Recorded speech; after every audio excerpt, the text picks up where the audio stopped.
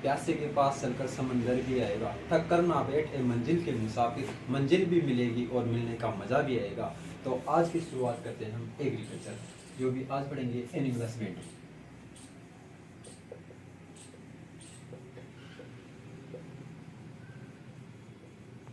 Animal husbandry पढ़ेंगे आज। इसमें टॉपिक पढ़ेंगे आज आमाशय के आधार पर पशुओं का वर्गीकरण। देखो, एक पशुओं का आमाशय के आधार पर वर्गीकरण।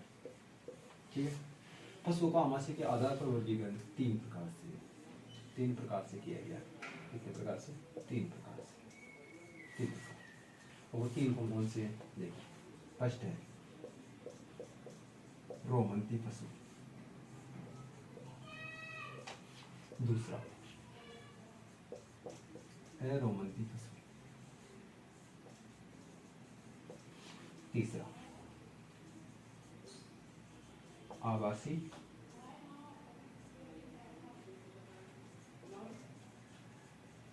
रोमंती पशु। ये तीन प्रकार से किया गया।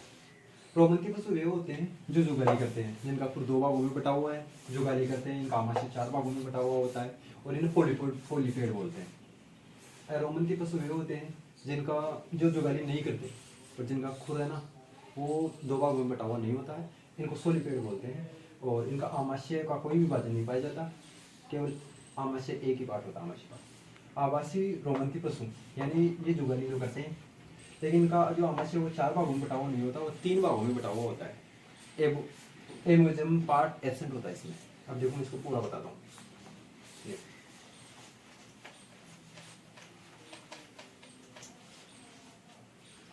पहला पार्ट पढ़ेंगे हम रोमंती पशु, इसको बोलते हैं रूमिनेंट।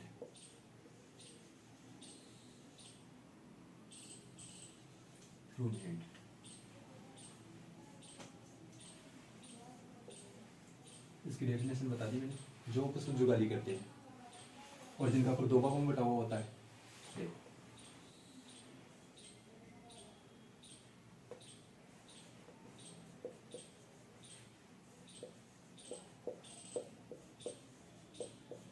जो जुगाली करते हो खुर, इनका खुर और दो भागों में बटा हुआ होता है।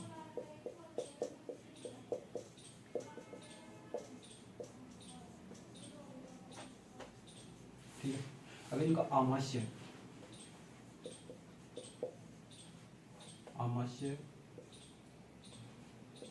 चार भागों में बटा हुआ होता है।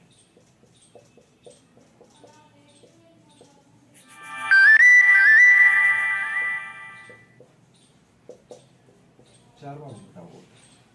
अब जिनके खुर दो भागों में बटा हुए होते हैं, जिनके खुर दो भागों में बटे हुए थे, उनको बोलते हैं पोलीपेड। ये बाद में बता दूंगा। ठीक है, अब आमाशय के चार पार्ट होते हैं इसके। अब वो चार पार्ट कौन कौन से होते हैं आमाशय के? अब देखें, पहले बता देता हूँ। इसको बोलते हैं पहला रूमेन, पहला पार्ट। दूसरा रेटिकुलम, तीसरा ओमेजम और चौथा एगोमेजम। ठीक है, अब बताते हैं। यहाँ तक पढ़िए। पहला पार्ट, पहला कौन सा पढ़ेंगे?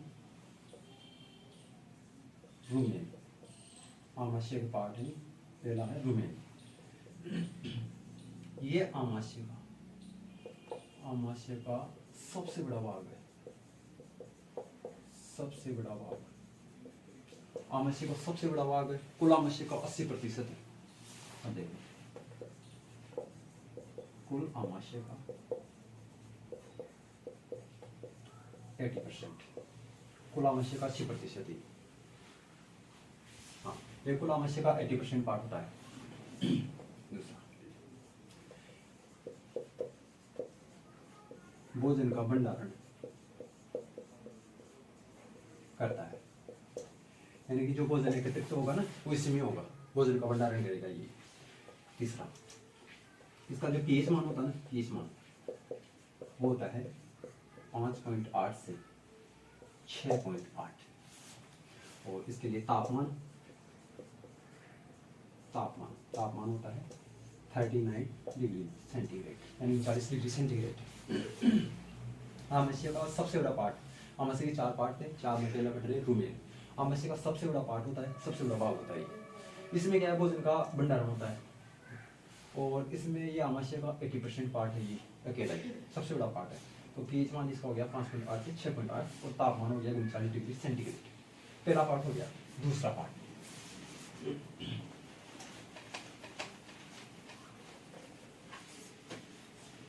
दूसरा पहला रुमेन, अब दूसरा पढ़ेंगे रेटिकुलम। रेटिकुलम ठीक है, ये आमाशय का पार्ट है।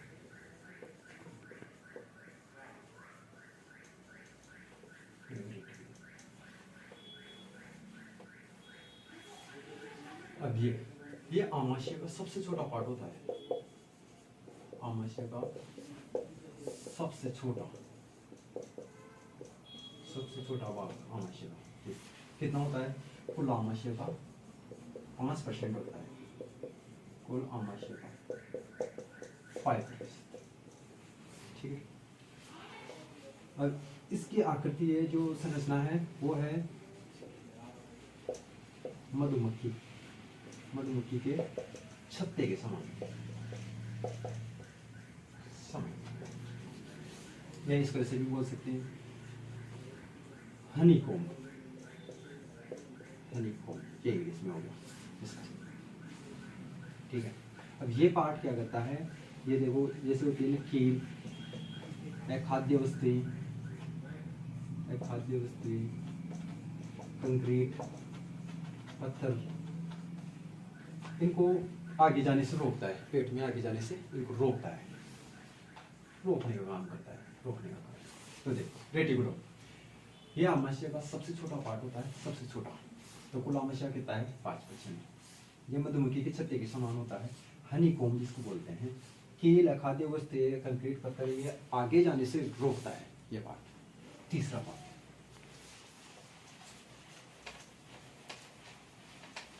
ये हो गया अपना कंप्लीट। तीसरा है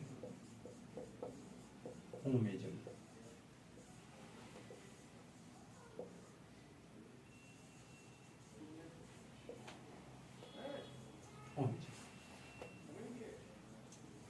ये क्या करता है, ये भोजन के अतिरिक्त पानी को अवशोषित करने का कार्य करता है। ये क्या करता है, भोजन के अतिरिक्त जो पानी होता है ना, उसको अवशोषित करने का कार्य करता है। इसका एक ही है, भोजन के अतिरिक्त पानी को अवशोषित करने का कार्य करता है। ये काम करता है। ओमेजम पार्ट तीसरा पार्ट है, भोजन के अतिरिक्त पानी को अवशोषित करने का कार्य करता है। लास्ट चौथा पार्ट है एबोमेजम। आमाशय के पार्ट है 4। एबोमेजम,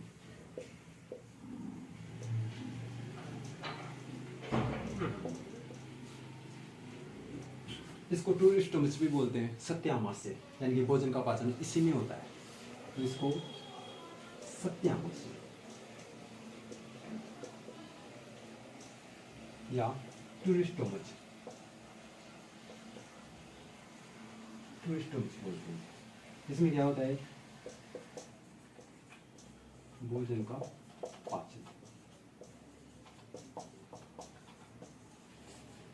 पाचन, इसी में होता है। देखो ओमेजम लास्ट चौथा पार्ट है, भोजन के अतिरिक्त पानी को अवशोषित करने का कार्य करता है, ये तीसरा पार्ट है। और एबोमेजम लास्ट चौथा, ये एबोमेजम है जो सत्य आमाशय इसको बोलते हैं, टूरिस्टोमस इसको इंग्लिश में बोलते हैं। भोजन का पाचन इसी में होता है, इसी पार्ट में भोजन का पाचन होता है। ये रोमंती पशुओं का हम 4 प्रकार से आमाशय का वर्गीकरण पढ़ लिए। अब पढ़ेंगे अपन अरोमंती। रोमंती मैंने बता दिया था, रोमंती उनको बोलते हैं जो जुगाली करते हैं, जिनका खुर दो भागों में बटा हुआ होता है, और जिनका खुर दो भागों में बटा हुआ होता है उनको बोलते हैं पोलीफेड।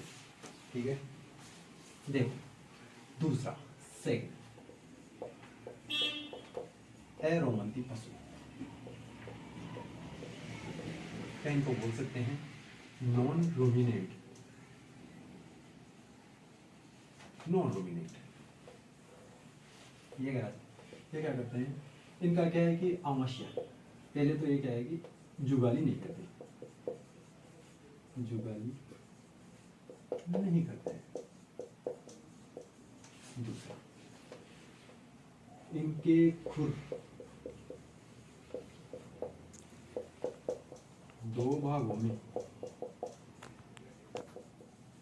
नहीं बटे होते, नहीं बटा होता है, यानी खुर दो भागों में नहीं होता है। तीसरा, जिनके खुर दो भागों में नहीं बटे हुए होते हैं उनको बोलते हैं सोलिडेड, ये जुगाली नहीं करते, आमाशय का विभाजन नहीं पाया जाता, आमाशय का विभाजन नहीं पाया जाता,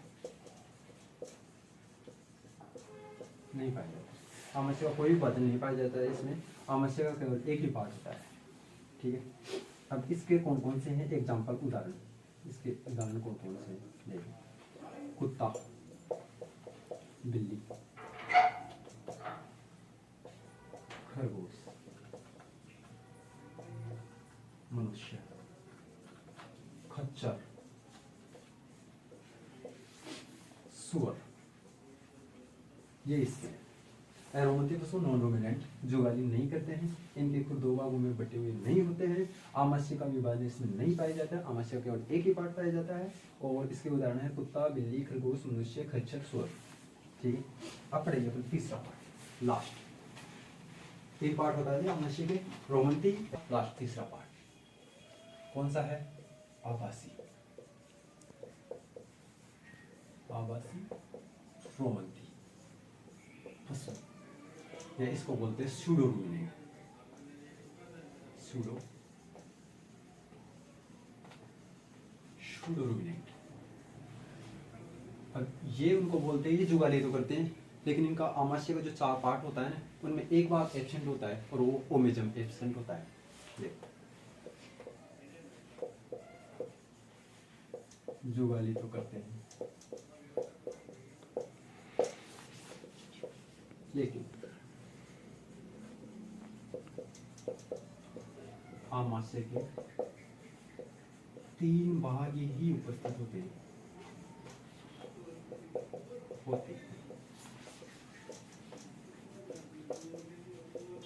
ओमेजम भाग अनुपस्थित होता है, अनुपस्थित होता है। आवासी रोमंती पशु जुगाली तो करते हैं, लेकिन आमाशय के तीन पार्ट ही होते हैं, इसमें ओमेजम भाग अनुपस्थित होता है। अब देखो चार पार्ट थे, तीन भाग कौन कौन से इसके, देखो रूमेन, पहला हो गया रूमेन, दूसरा रेटिकुलम,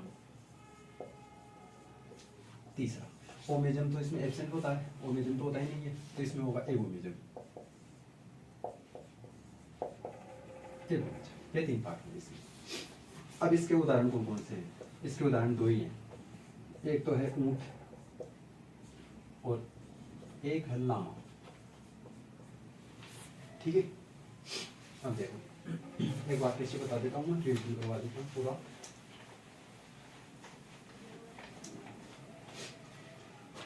हमने पढ़े आमाशय के आधार पर पशुओं का वर्गीकरण। पशुओं का वर्गीकरण तीन प्रकार से है, रोमंती पशु, एरोमंती पशु और सूडो रूमिनेंट, यानी कि आवासी रोमंती पशु।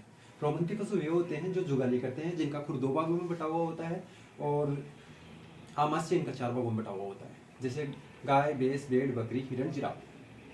दूसरा एरोमंती पशु, ये जुगाली नहीं करते, इनका खुर दो भागों में बटा हुआ नहीं होता है, आमाशय का कोई विभाजन नहीं पाया जाता है, आमाशय का केवल एक विभाजन पाया जाता है। तीसरा सूडो रूमिनेंट, ये होते हैं जुगाली तो करते हैं, लेकिन इनका आमाशय, ये जुगाली तो करते हैं लेकिन इसमें आमाशय के तीन पार्ट होते हैं, ओमेजम पार्ट एब्सेंट होता है इसमें। इसका उदाहरण है ऊंट और लामा। और एरोमंती के हैं कुत्ता, बिल्ली, सुअर, खरगोश, मनुष्य, खच्चर आदि। अब जो है ना जिनका खुर दो भागों में होता है, दो भागों में बटा हुआ होता है, उनको बोलते हैं ओलिपेड। ओलिपेड, ठीक है, ओलिपेड बोलते हैं। और जिनका खुर दो भागों में नहीं बटा हुआ, उसको बोलते हैं सोलिपेड।